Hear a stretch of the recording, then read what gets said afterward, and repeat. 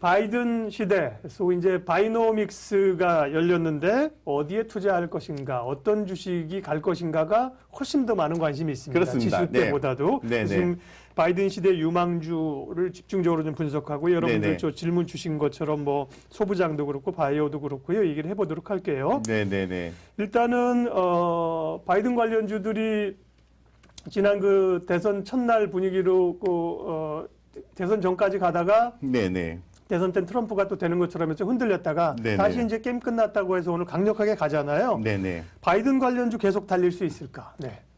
저는 뭐 바이든 관련주라기보다는 우리 친환경과 가는 종목들은 다 간다고 봅니다. 왜냐하면은 이 글로벌 핫 트렌드이기 때문에 그렇습니다. 그래서 우리가 지금 뭐 텔레비전을 받아 북극곰 예. 살리자 뭐 이런 얘기를 많이 하고 있는데 이 바이든 후보에 의해서 좀 더 주목받았던 건 맞아요. 근데 분명한 거는 시장에서 흐름이 아직 끝나지 않았다는 거죠. 그렇기 때문에 지금 예를 들어서 제가 예를 들어서 뭐 2차 전지 배터리 기업들 같은 경우에는 뭐 LG화학이라든가 삼성 SDI라든가 SK 이노베이션 2차 전지, 네. 쭉쭉쭉쭉 많이 있지 않습니까? 근데 최근에 예를 들어서 뭐 LG화학 같은 경우에 뭐 물적 분할을 해서 우리 개인 투자자분들이 굉장히 속상했어요. 열받아 다 그죠? 팔았죠. 예. 예. 근데 올라가요. 그러게요. 그럼 애널리스트 말이 맞나? 뭐 이론적으로 봤을 때 물적 분할은 수직 분할이라서 뭐 네. 가치의 변화가 없고 뭐 그런 내용들이 맞나? 이렇게 좀 헷갈리잖아요. 근데 그렇게 보시면은 판단하기 어렵고요. 성장할 수 있는 산업 트렌드냐 이렇게 봐야 되거든요. 그래서 결론적으로 말씀드린 게 뭐냐 하면은 앞으로 우리가 계속 주목해야 되는 섹터는 2차 전지 배터리 쪽입니다. 2023년 최소한 그때까지. 네. 그래서 삼성 SDI, LG화학, SK이노베이션 소송 있죠, LG화학과. 이거 끝나고 어느 정도 또 부담할 수 있는 뭐 이게 3조가 될지 1조 5천억이 될지 뭐 5천억이 될지는 모르겠지만은 그런 부분들이 끝나면은 그런 기업도 계속 갈 수밖에 없다. 그래서 뭐 빠졌는데 힘들어하지 마시고요. 이 추가로 사주는 센스, 자신감이 사주는 센스 이런 거 발휘하시면은 돈 벌 수 있습니다. 네. 2차 전지 붙들고 가야 되는 섹터고요.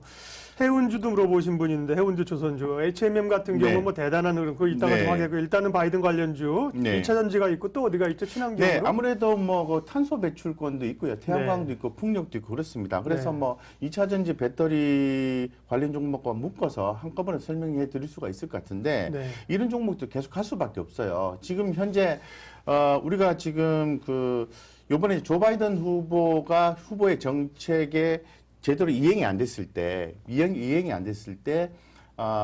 이제 앞으로 예상되는 게 뭐냐 하면은 뭐 이란과 베네수엘라가 이제 원유를 더 생산할 수 있는 상황으로 펼쳐질 수가 있거든요. 네, 네. 근데 이런 부분 아무래도 셰일 오일 같은 걸 좀 누르고 생산이 안 되면 예, 네. 좀 더 완화적인 정책을 펼칠 수 있기 때문에 네. 그 부분들이 이 생산이 이제 더 되면은 유가는 이제 더 떨어질 수도 있습니다만은 만약에 이제 조 바이든 후보의 정책 친환경 정책이 잘 진행이 안 되면은 유가 네. 올라갈 수 있어요. 예. 왜냐하면 유가에 대한 수요가 커지기 때문에. 그래서 어쨌건 지금 앞으로 지켜봐야 될 거는 이제 유가 이 부분은 이제 시대의 흐름에서 좀 뒤처지는 걸로 보셔야 돼요.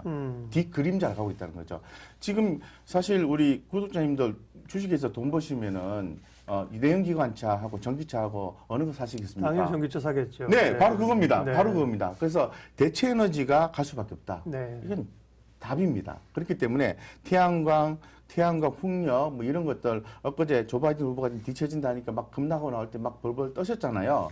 근데 좀 지켜보면 될 것 같습니다. 이렇게 말씀드리니까 다 올라왔지 않습니까? 네. 제가 맞았다는 게 아니라 큰 트렌드를 보면은 큰 흐름을 보면은 염려할 건 아니라는 거죠. 이런 부분도 중요하고요. 네. 탄소 배출권도 중요하겠죠. 네.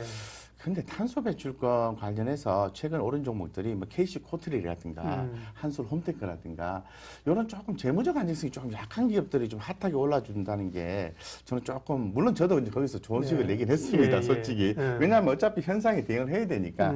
그건 좀 안타까워요. 대단히 재무적 안정성이 뛰어난 한국가스공사라든가 네. 이런 좋은 기업들이 있는데 어쨌든 탄소 배출권 관련해서는 상당히 주목이 되는 부분이고 이게 이제 계속해서 상승 흐름을 가져갈 수 있다고 보는 거고요.